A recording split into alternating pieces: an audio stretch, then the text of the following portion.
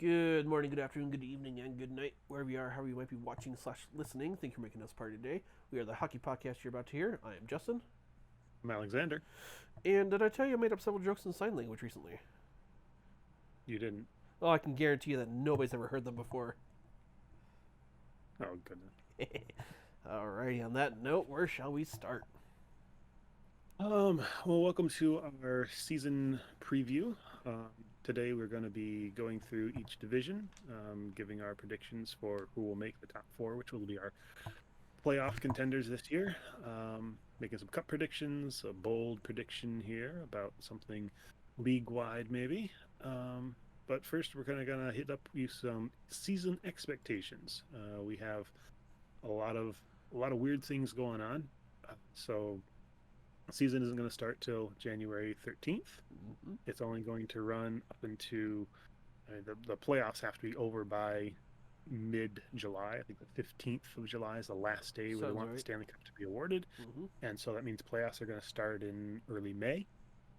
So we're going to fit 56 regular season games for all the teams into 121 days or something like that. Basically, on average, teams are playing a game one every 2.1 days, Right. which is basically you play a night, you're off. You play a night, you're off. However, the way that the divisions have been split up, just the Canadian teams in the division, East Coast teams, West teams, Central teams in their own divisions, you only play in those divisions. So if you are, let's just say, Anaheim, you will play everybody else in the West Division 8 times. And that will make up your 56 games. Your 7 times 8 will get you to your 56 games. To do that, you're going to be playing teams back to back or in consecutive games a day apart. So Anaheim will go to Arizona and they'll play Thursday, and then they'll play Friday, and then they'll fly to Colorado, and they'll play Sunday, and they'll play Monday, and they'll fly back to Anaheim, or something along those lines. So you're going to play teams, I'd say 90-95% of the time. If you play a team once, you play them your next game, and you don't leave city. Whether they come to you, you go to them, either way. It's basically a bunch of, there's a lot of back to backs in everybody's schedules, where you literally play back to back nights. And there's some stretches where I know, like the Red Wings, they play Dallas 4 times in a row Woo. over a course of a week. So they play them like Sunday, Tuesday, Thursday, Friday, or something like that. I think there's one team that plays another team like 5 times in a row. Um, just as far as the way the schedule worked out to fit things where they got to go. And I think some of that will be broken up by the end of the season, just from there'll be COVID tests, Mm-hmm. restrictions, things that happen that force the schedule to move around, and so some games are going to get moved. This is going to be kind of a fluid schedule this year. That's going to be really different. Yeah, should Um, be fun. Should be fun. yeah, it'll be very interesting. We'll put it that way. Oh, yeah. Um, it'll make for a lot of hockey in a very condensed period of time. Right? So your your games per day is really high. There's going to be some days where basically the entire league is playing. You're Oh, going to have yeah. 10, 11, 12 games, up to 15 games played in a single day, just because they're trying to fit everybody in such a small time frame. And that's exciting. Oh, I think yes. that's exciting for people that love to watch a lot of hockey, which I do, and I think you do as well. Yes. Oh, yes. I'm excited for all the Battle of Albertas this year. Yeah. Yeah, is there 9 or 10 of them? I think I think there's there's 10. is it 10? Yeah, yeah, which makes sense because they're the two closest to each other. So Mm-hmm. because the Canadian division only has 7 teams, and Yep. so to get to your 56, you got to play everybody 9 or 10 times Yep. to get to your total. So Yeah, I was yeah, looking. Friday, the February 19th, Flames play or host Edmonton, and then Saturday the 20th they go to Edmonton. It's like what? Oh well, okay, never mind. That's not that big of a deal. uh-huh, Just seems yeah, weird. yeah. Um, so what else for this season is going to be different than normal? I mean, yeah, I would say that it's just no gonna be no so much. fans, Yeah, oh, no that's right, no fans fans. Are for some majority places gonna have of them. fans? Florida does, I think Dallas does, Arizona may. Okay. yeah, there's different places that will have some limited fans. Right, but that'll still I be think different there's from normal. Yeah. yeah, but there's part of it wonders if there will be a competitive advantage to your home games are actually a home game, and Right. then your away games they're still just kind of neutral because the other team doesn't have their fans. Mm-hmm. Like say the Florida Panthers, if they're home games, they have let's just say 2,500 people in the building, Isn't that how many and at show up least normally anyway? Oh. ooh, it's more than normal. And so let's say maybe you get a little bit more of a boost playing those home games because you actually have a crowd behind you for the first time in a Right. long time. Yeah.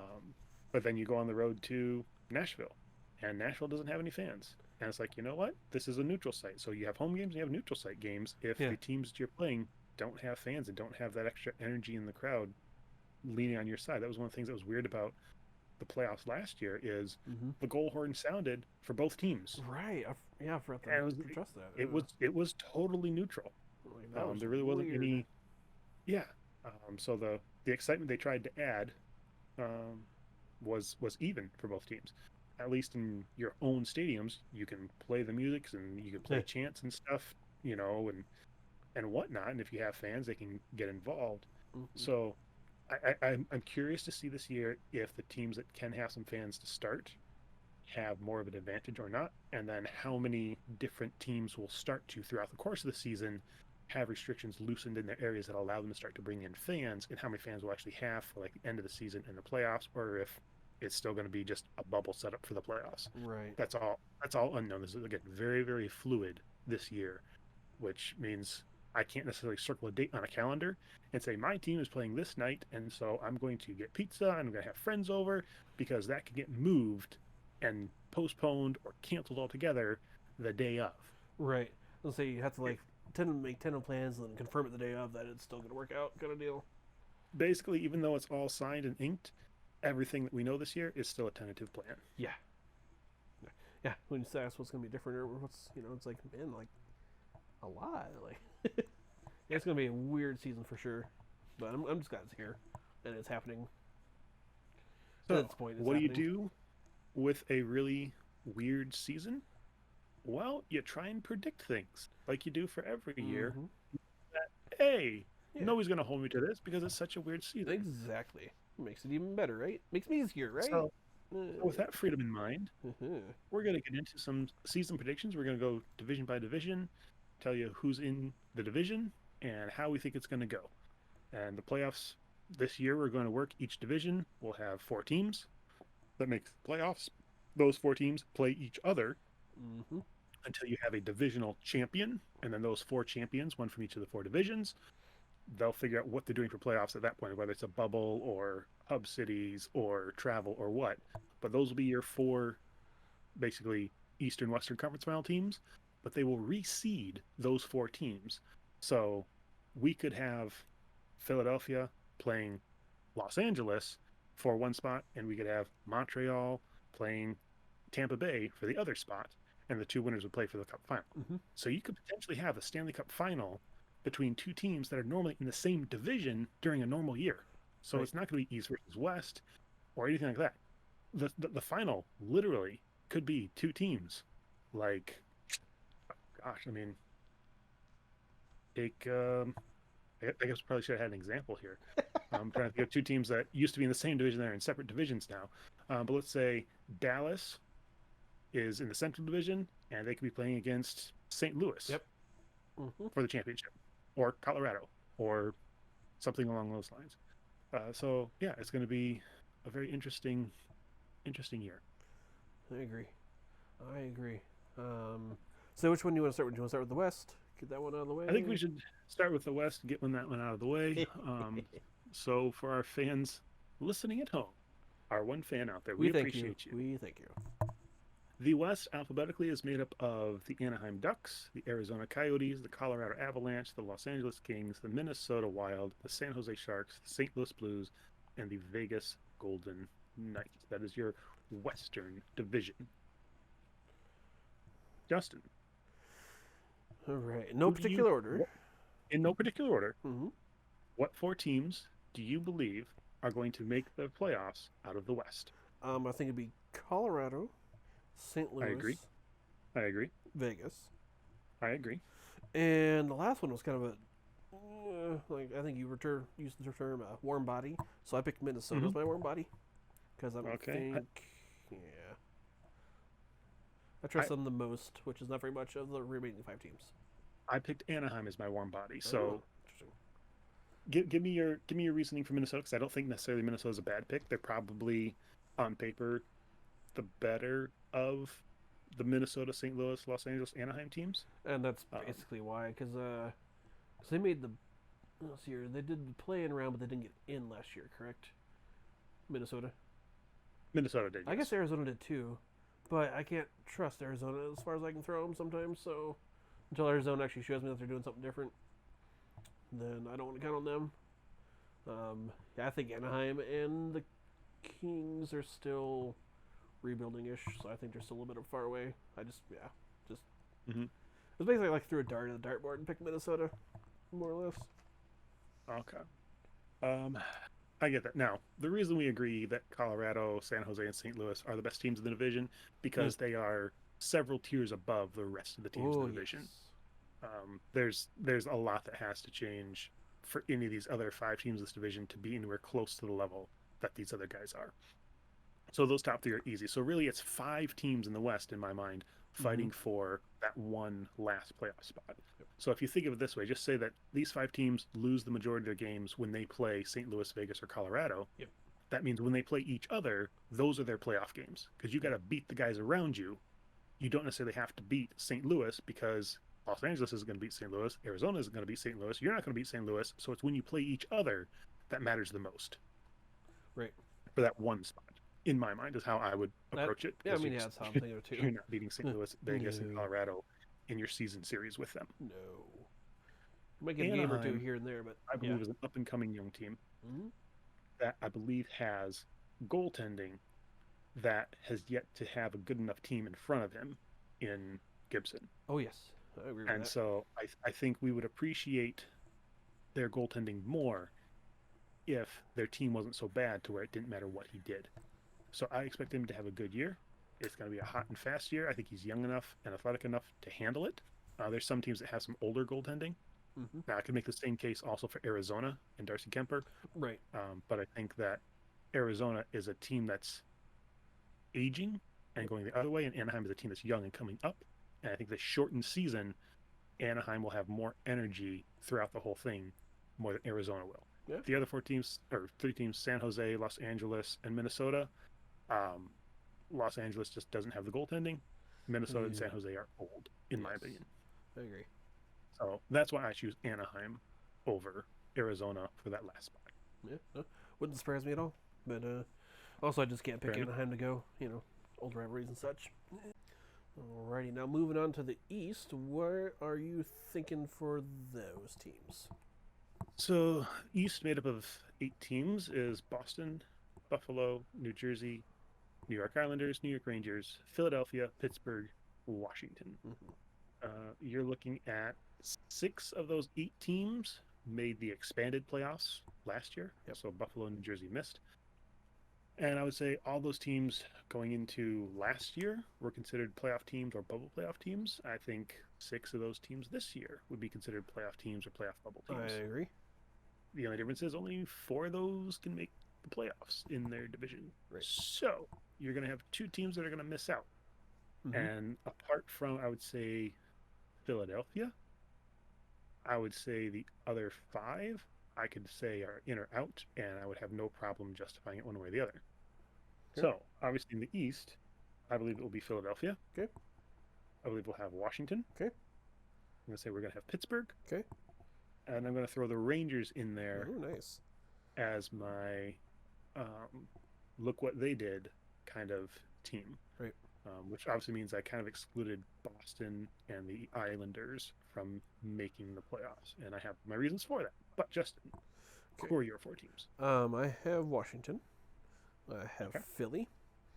Okay. I had originally put Boston, but I'm going to put that back to the Penguins. And then I couldn't decide on the 4th, so I put either of the New York teams. We'll be fighting for that final spot. Okay. The Battle of New York. Pretty much, yeah. Okay. Fair enough. All right. So seeing that we're definitely in lockstep then with Philadelphia and Washington. Um, Honestly, I would think Washington was more of a bubble team than they added Chara. And I Right. thought, okay, this is a team that's probably trying to make one more run for it this year. Last year of Ovechkin's contract, Hmm. so I totally get where it's like, you know what, this is for sure our last shot because we may talk about at some point of Ovechkin's future. Um, but make one last run at this really hard with a bunch of veterans, and that'll be interesting to see how that works out in a division that's just so stinking stacked Yeah, this was with good definitely the good hardest division teams. for me to pick. Yeah, because I can even say, hey, Buffalo's a young, scrappy team. Like, who's to say that they don't catch fire in a bottle and push for one of these playoff spots? You know, the fourth seed. That bumps three of these teams out as opposed to just two. Right. I don't expect New Jersey to do anything, Nope. honestly. Me either. Um, so Buffalo's the only real potential, home wrecker in there. But Yeah. the top six are going to have a dogfight. And if you said, you know what, Philadelphia misses it, and it's Washington's, Pittsburgh, and both New York teams, I'd be like, I wouldn't be surprised either. Right. Yeah. That's Me just either. how wide open the East is. Yeah. This is like I said. This is definitely one I sat down and thought the most time about, or spent the most time on thinking who's gonna make it and who's not gonna make it. And Yeah, yeah. yeah. And I pulled Boston out of the top four because they lost both Krug and Chara in the Mm-hmm. offseason. Yep. That doesn't make your team better. They No. didn't have any significant additions this offseason, but they had significant losses, and I think it's going to hurt them. Like honestly, if they finished lower than Buffalo this year, I wouldn't be shocked. Right. Honestly, Yep. if they finish Wow. lower than New Jersey, my jaw will hit the floor, and I will be very happy. But Right. um, All of us will be happy. yeah, uh, and I also think it's going to be hard considering that their team has that one top line and then middle of the line the rest of the way. It's going to be hard in a long, grueling, intense season Right. for those guys to maintain the pace they need to play at to carry their team in this division. Oh yeah, I agree. You know, And I think if you put Boston in the Central or the West, oh yeah. they're an easy playoff team. Mm-hmm. Easy playoff team, Agreed. but they're not in the East. I agree. Yeah, and my concerns with Washington are with losing Lundqvist. They have to get another backup goalie. It's like it's always kind of dicey, especially this season. I think, like you said before, goaltending is going to be so important. It So, is. but I think they'll be able to score enough points, put up enough goals to overcome, or at least cover Hmm. that up, and get into the Hmm. playoffs. Yeah, So, goaltending is going to be so big this year because you need to have two goaltenders you can put up there each night and expect to win yes, or expect to have a shot at winning. yeah. And that's usually not the case. Usually it's you expect your goaltender to give you the best shot at winning, and then the backup it's like, well, maybe we can get a win out of them. Say as long as he Most doesn't teams are lose us looking the for game, then we're yeah, happy. yeah. But you're gonna have nights where you need each goaltender just to be outstanding.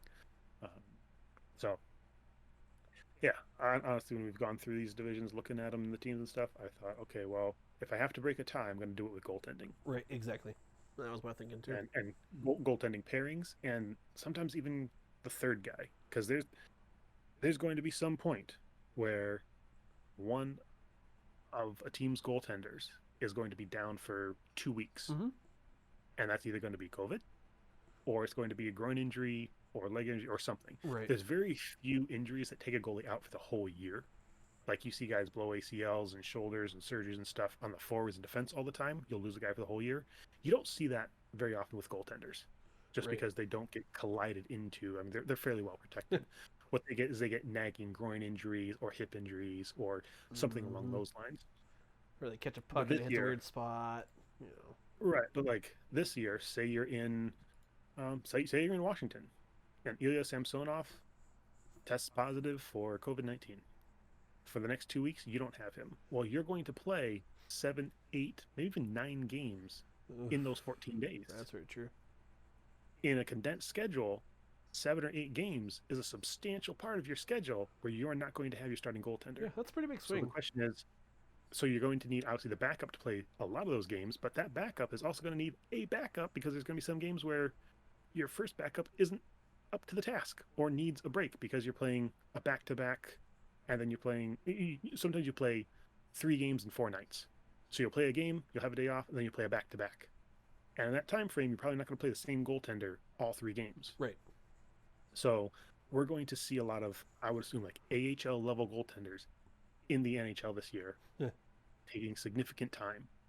And in my mind, scoring will be up Oh yeah, because those guys are on another tier below even NHL backup goaltenders. I agree.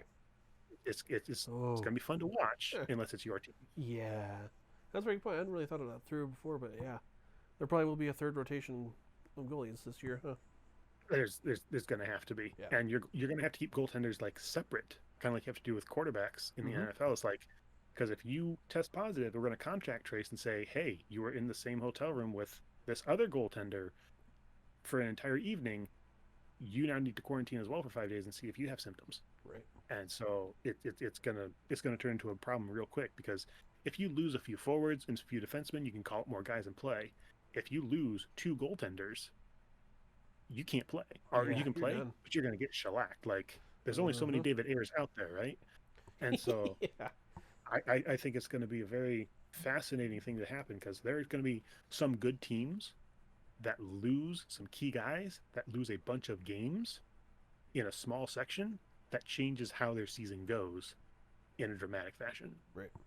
That's my expectation. We'll see if Hmm. I'm right or not. No, Again, I think you'll be right it's on a that. season Yeah. of predictions. Yep. Okay. All right. So that was the East. Did you have anything else on the East? Not, not really off the top of my head. So I think we covered most of Okay. the what I'm thinking. Let's move to what people consider the weakest division, which is the Central. And the reason it's the weakest, the West, even though we said there's only three playoff teams, I would say all three of those teams are cup contending caliber teams. Mm-hmm. In the Central, you have Tampa Bay, who is your cup contending team, and that's a whole bunch of others for Yeah. this year. You have Nashville, Florida, Detroit, Dallas, Columbus, Chicago, Carolina. If I told you that Chicago or Detroit or Florida or Nashville or Columbus was a elite team, you would say no, right? Correct. Okay. On the edge of elite this year would be Dallas, Mm-hmm. I agree. in my mind. Yep. That makes Tampa Bay the elite team, and Carolina, not. I mean, It's like what's there in Carolina? Like, it's hard to say. They have a top line that's good. They have a goaltending duo. I mean, it's led by Mrazek. I think, you know, they have good defense. They really do have good defense. mm-hmm. Um, and they have some young, exciting, talented guys. But I don't think of them as elite. So there's only one truly elite team that I would say can compete anybody in the league anywhere, and that's Tampa Bay. And the rest of this is some maybes and a whole bunch of definitely no's. So that's what makes it the weakest in the Central. So trying to find teams just to make the playoffs in the Central, I thought was a bit of a challenge. Yeah. Whereas I East we agree. had too many, Central we don't have enough. Right. All right. Well, for the Central, I'm honestly putting in Tampa Bay. Yep. I'm putting in Carolina. Uh-huh. I'm putting in Columbus. Okay. And I'm actually going to put in Florida, Oh wow. which I think is the weird one because you're expecting Dallas to be in there because hey, Dallas was in the Stanley Cup final last year. Justin, what did you do? I had surprisingly close. I had Tampa Bay. Mm-hmm. I had Carolina. Mm-hmm. I had Columbus. Mm-hmm. And then I put in Dallas. Okay. Just kind of that respect thing of they made it last year on Mhm. half a leg and a crutch, so maybe they can do it again this year. If they get good I goaltending and Bishop be back healthy, then maybe.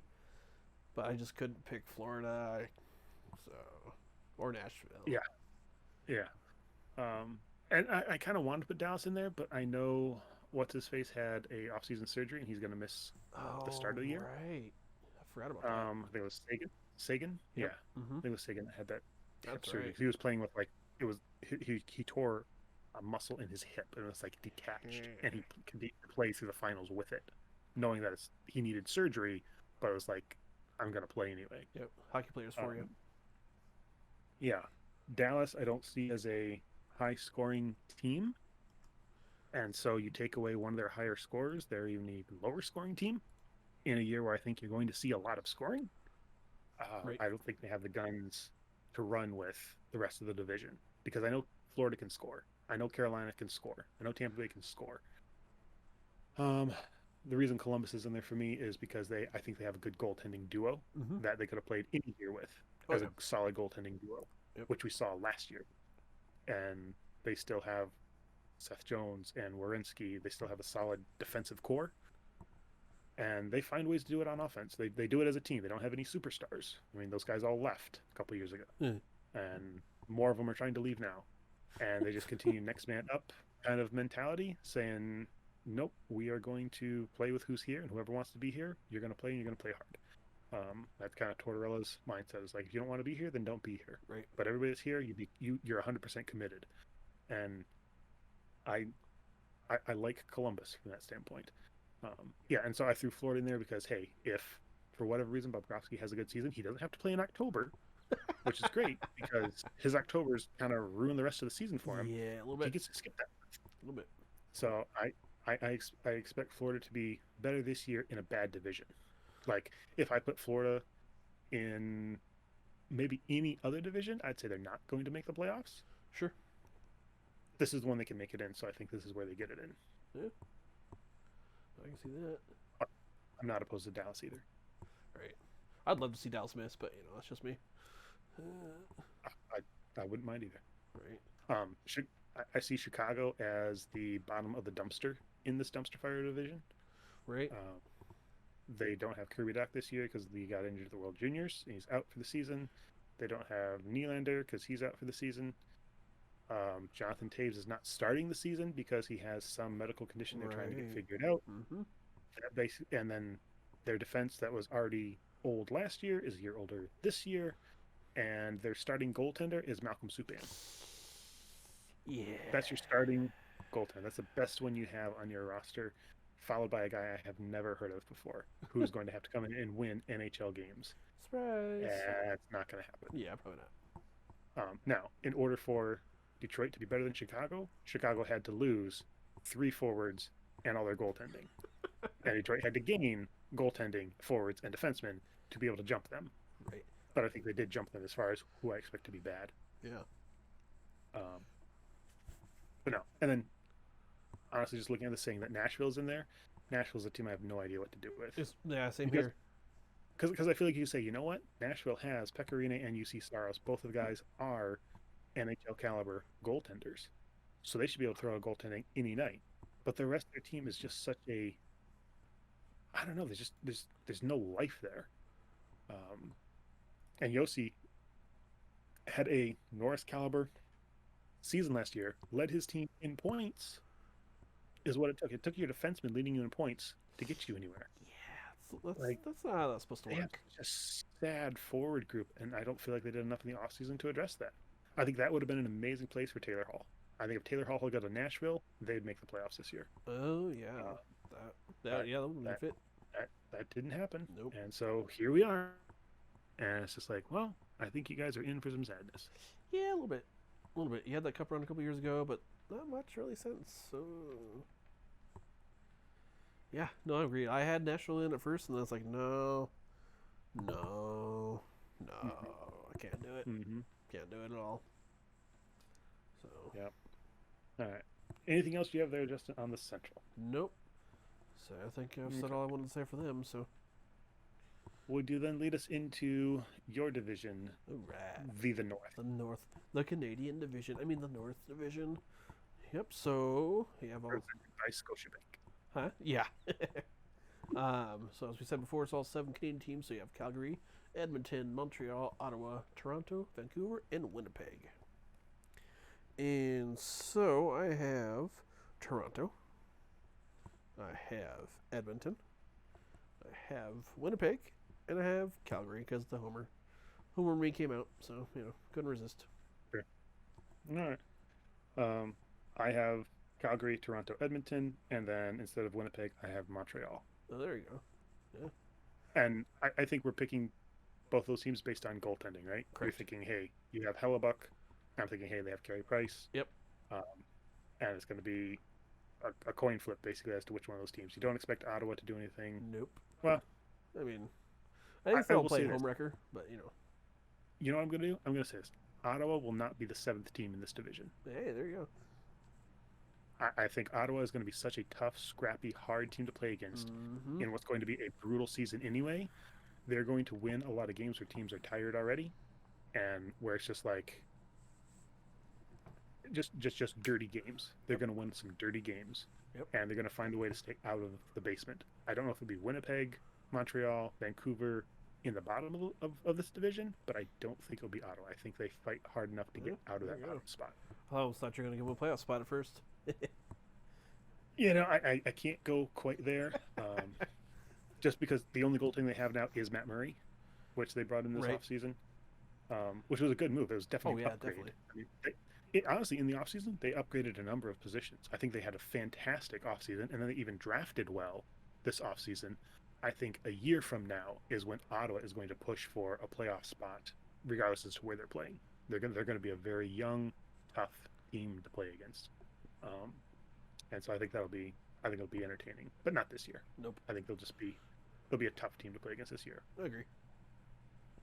Um, okay, what else do you have in the Canadian division? Because I had a couple more things. Yeah, I think I had to put in Edmonton. I think they'll score too many goals. I don't think their goaltending is great agree. or their defense is great, It's not.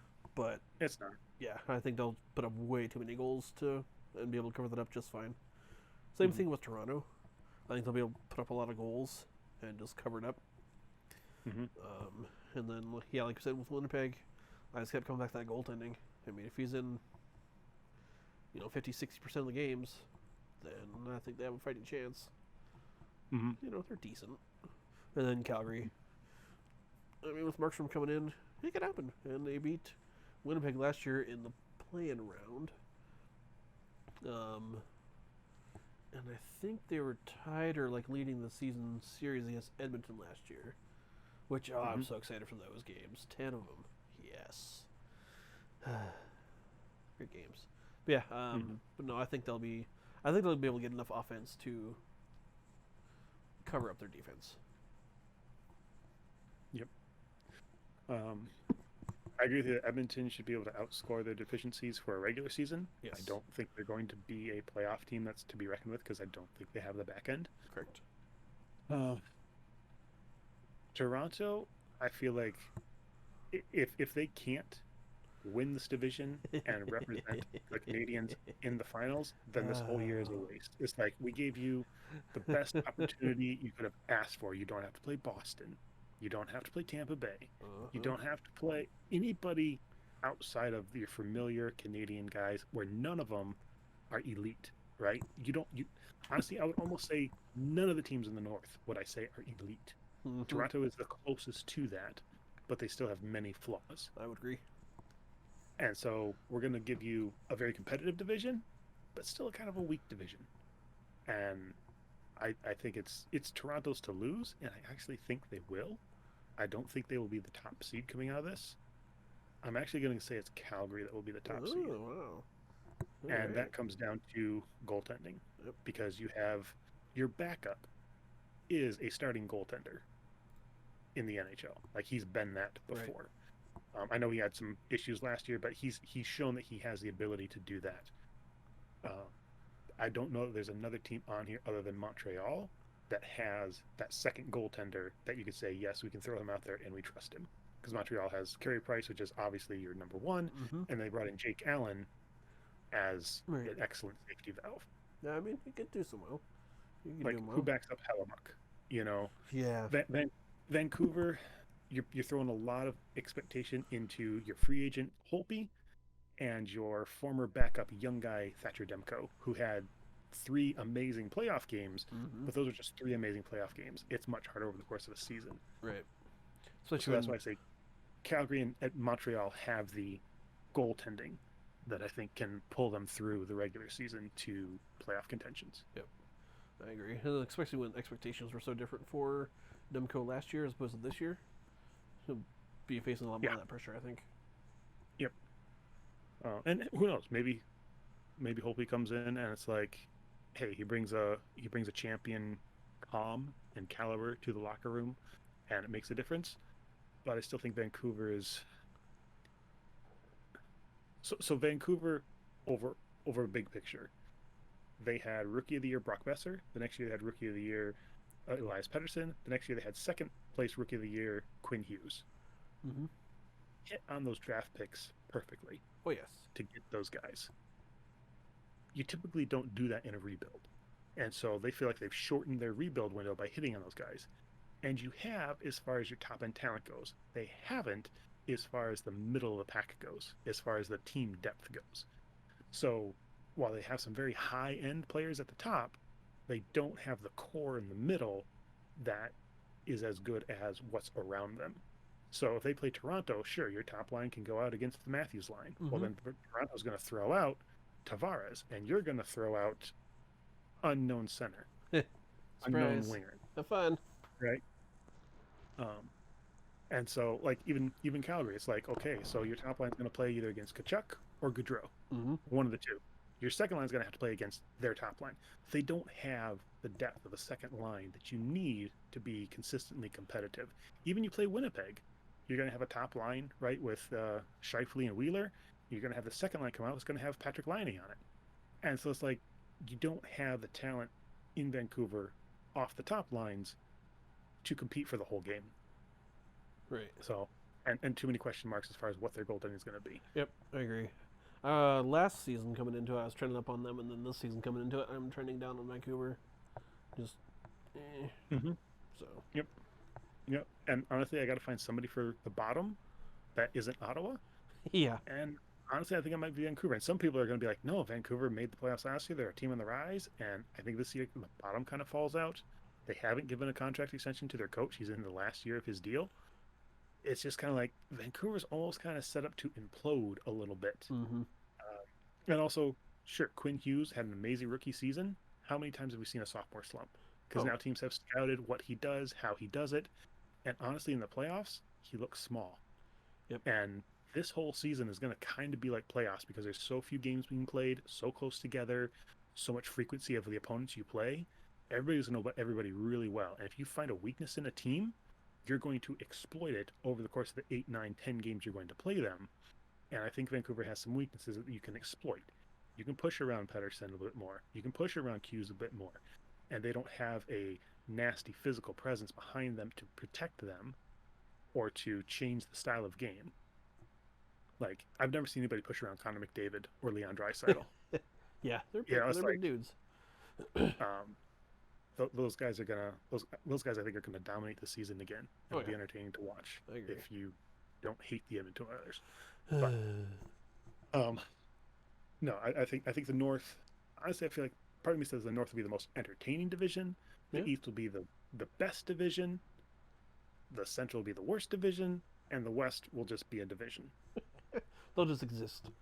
The West will be the most elite division, I guess, because they have the most elite teams. There you go.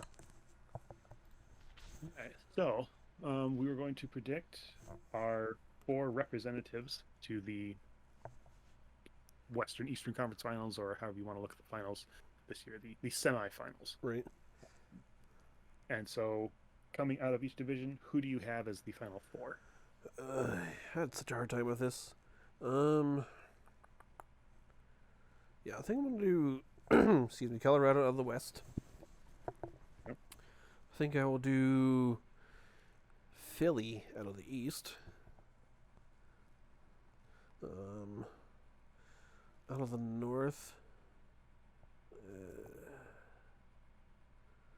I'm with you. I don't think it'll be Toronto. I don't think it'll be Calgary. I don't think it'll be Winnipeg, which leaves Edmonton, which just... So Edmonton out of the North. And then out of the Central, probably Tampa Bay. Yeah.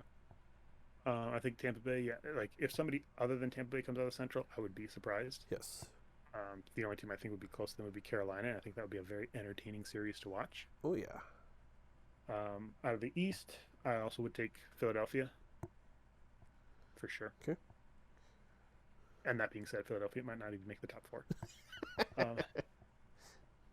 Out of the West, I'm going to go Las Vegas. Ooh, I think nice. this is... They put a lot of chips into this year. Like, if it doesn't work this year in Vegas, I think they may start going the other way just because they've spent a lot of money and assets and stuff, and it's gonna be like you can't just keep buying the best pieces out there 3-4 years in a row now that you're in the league and expect it not to backfire. Mm-hmm. And that's a team that has the goaltending that I think could have a very dominant. They do year. have a good duo. That's very true. And that's where I think they will probably win the West this year. Yeah. But Colorado will be a better playoff team over a 7-game series as opposed to a season-long thing. Mm-hmm. In my opinion. Yeah, no, that would make sense to me. In the North, this is where I'm getting a little wild with it, and I'm going to say it's Montreal. Oh, nice. I think you're going to see if they can get in the top 4 and make the playoffs, they can go on an impressive run. They're a better team this year than they were last year. You know, last year they beat Pittsburgh, and then obviously they actually played the real playoffs after that, and they weren't as much of a factor. Nope. But that said, I think it's a team that did a lot this offseason to get better and made a lot of smart moves in players that they brought in, players they got rid of. I expect Montreal to be quite improved. Okay. Yeah. So then, who do you have winning the Stanley Cup of these 4 teams? I have Colorado being the one to pull it off. Okay. I'm going to take Tampa Bay to repeat because I think what happens is the way they were able to get everybody under the cap this year after winning the cup, and they had all these cap issues, they had all these RFAs that they now had to sign to real contracts. They put, what's his name? Help me out here. Blue-eyed forward, Russian guy. Kuznetsov? Wow. No. Wow. Yeah, I'm blinking now. Can't think of his name. Anyway, Hart Trophy winner from a couple years ago. He had an off-season injury that had to be fixed surgically, and so he's going to miss the regular season. Well, he's going to miss the regular season, which gave them the LTIR they needed to fit these other guys in. I guarantee you he will be ready for the playoffs. And he'll come back in the playoffs, and you're going to take a team that was already good, and you're going to add a Hart Trophy winner on top of that. But it's going to be even better than when Stamkos came back this last year, because he's going to come back healthy and fully fresh, and they're going to march to another Stanley Cup, is what I see happening. Kucherov. Thank you. Nikita Kucherov. There we go. I was calling Mr. Blue Eyes. I was like, because that's I think that's going to be a huge factor. Chicago did that one year with Patrick Kane, where they kept him even during he was ready to kind of come back by the end of the regular season.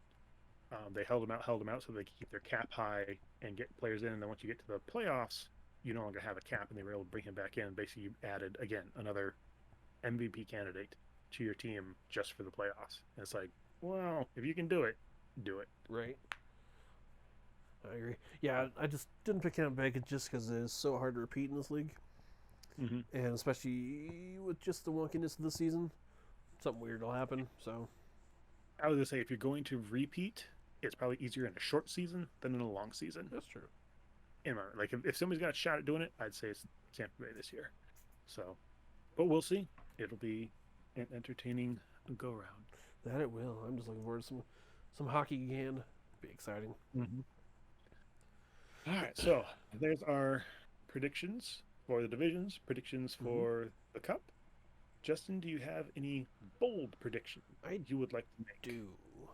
Even though I couldn't quite make sense of my predictions, and you kind of alluded to it earlier, I think we will see either a Cup matchup we have never seen before, or B, in probably the same realm of that, is a Cup matchup between two teams who are normally in the same division. Gotcha. But like I said, because this year's going to be very weird, very different, which is what it is. Like, we're going to roll with it. We have no choice. If we want to see hockey, it's got to be a little weird. That's the true of everything right now. Oh, yeah. All right, what about you? Did you have one? Bold one? I'm trying to decide how bold I want to put this because I feel like I could say something that's like, well, that's not that bold. So I'm trying, okay, do we need to go even further for that being bold? Right. During the regular season last year, McDavid was on pace for like 130 to 140 points. I think at one point even like 150 points. And so it was like Draisaitl when they were lighting things up. And you know that once you get towards like the second half of the season when things kind of tighten up and teams are playing more playoff minded and whatnot, goals are harder to get. So you can never maintain when you jump out of the gate at a, 2 points a game pace. You can't maintain that come crunch time towards the playoffs. Games are tighter. Right.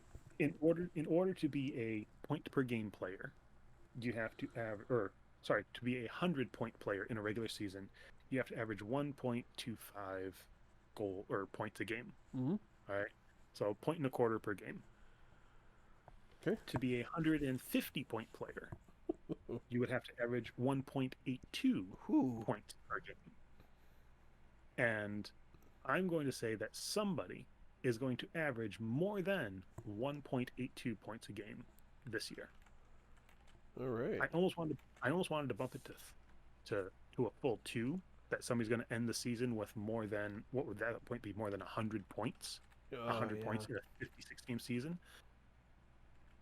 But basically, the pace that I'm going to say somebody's going to be on is going to be on a pace for like an 85 to 90 point season in 56 games, which is a screaming pace. But this is because I think we have goaltending issues. We're going to have some players where they're going to get, like, players will get on a hot streak, and if it lasts for 2 weeks, it lasts for like 5 or 6 games. Oh yeah. If it lasts for 2 weeks this year, it's going to last for 10 games. Like, you're going to get more games in on a hot streak. At the same time, you'll get more games in on a cold streak. But the type of players we're talking about, like McDavid doesn't have cold streaks. Draisaitl doesn't have cold streaks. Panarin doesn't have cold streaks. Like, well, especially when Matthews they're cold streaks. going up against like the backup goalies and like the AHL level goalies, like you were saying. Yeah, those guys are gonna have. Yes, and I feel like the season usually starts with higher scoring anyway because it takes longer for defenses to get things together. Guys commit more penalties, you see more power plays. Mm-hmm. And so I think we're going to start this season, the first month in, scoring is going to be ridiculously high. If we see 7-5 kind of games, I'm not going to be surprised. Right. If we have games that are 2-1, I'm going to be very, very surprised because I don't think goaltenders will be ready. I don't think teams will be ready to play defense at the NHL level. I think because you can have a guy like McDavid take the puck on his stick from his own end, skate through everybody, and score. It's like, if that can happen, it can happen in a lot of places. I know several teams have guys that can do that, and I think we're going to see an increase in scoring more than we're maybe even predicting. That's my bold prediction, is that we are going to see a massive amount of scoring in this shortened season, and it's going to be awesome. Sounds good. So I got those written down so we can kind of see how we do. Or maybe we can just, forget where we wrote them down later in the season, depending on how it goes. So, see what pace we're going on when we get together next month, and we're 2 or 3 weeks into the season. Sounds good to me. So, yeah, some good predictions there. I think we'll see what happens. Hopefully the season just goes off without a hitch. I mean, I'm sure there'll be a few bumps and nicks. Well, there's already going to be. Yeah, it's true. Dallas had stuff, so instead of starting their season the 13th, they're not starting it until at least the 19th. And moving, I think that moves 3 games already. Like, we haven't even started the season where I have to move 3 games somewhere else in the schedule. Yeah. So there's going to be some more of that. I know Columbus had precautionary stuff that they did, and they play the Red Wings like the first weekend. They play them like Saturday, Monday of the first weekend. I was really looking forward to watching these 2 Saturday, Monday games, and I'm afraid that Columbus is going to get, their schedule is going to get bumped back, and I'm going to start the season with 2 games in Carolina. And they'll be like, all right, now Red Wings don't do anything for a week because they can't play Columbus. So we'll see kind of how this goes and how things get adjusted. But it's going to be a very fluid year. Yes. And write everything down in pencil. That's right. And maybe just bring a new piece of paper next time. Indeed. All right. Well, anything else you want to touch on before we wrap this one up? I think I got everything out of me that needed to come out of me. All right. And now I can be at peace and I'm ready to start the season. Feels good to talk hockey again. Oh yeah. Indeed. All righty. Well, if nothing else for today, my name is Justin. My name's Alexander. And we're the Hockey Podcast you're about to hear what you just did. So thanks for listening. We'll catch you later. Bye.